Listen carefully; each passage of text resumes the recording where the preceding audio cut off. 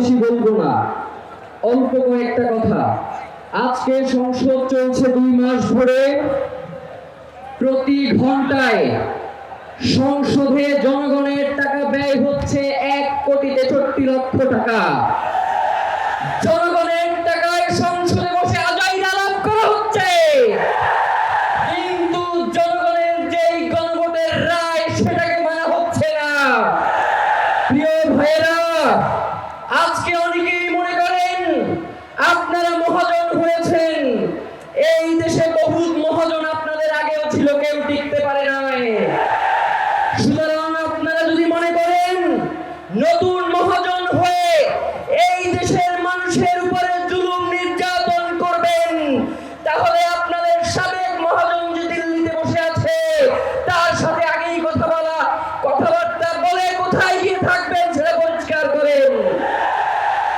মাননীয় প্রধানমন্ত্রী, আপনার পিতা শহীদ রাষ্ট্রপতি জিয়াউর রহমান, তিনি সর্বপ্রথম এই বাংলাদেশে গণভোট কায়েম করেছিলেন।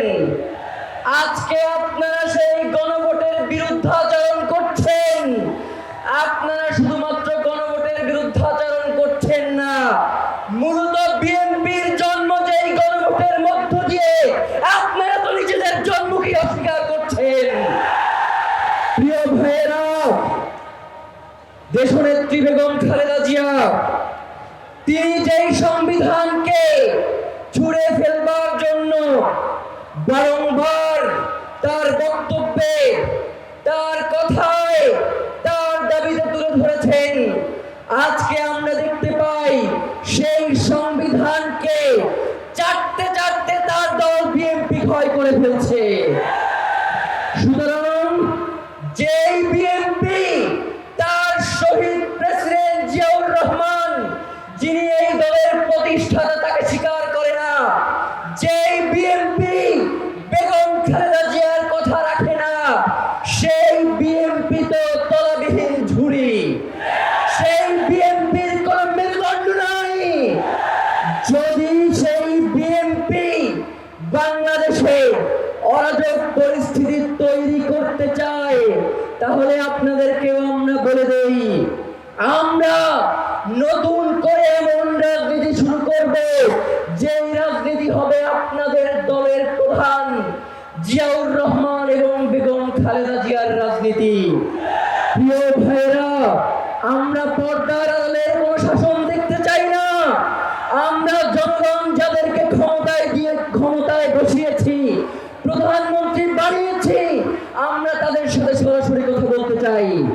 আমরা জানতে চাই এই প্রধানমন্ত্রী, তিনি কি প্রক্সি প্রধানমন্ত্রী হবেন নাকি জনগণের প্রধানমন্ত্রী হবেন?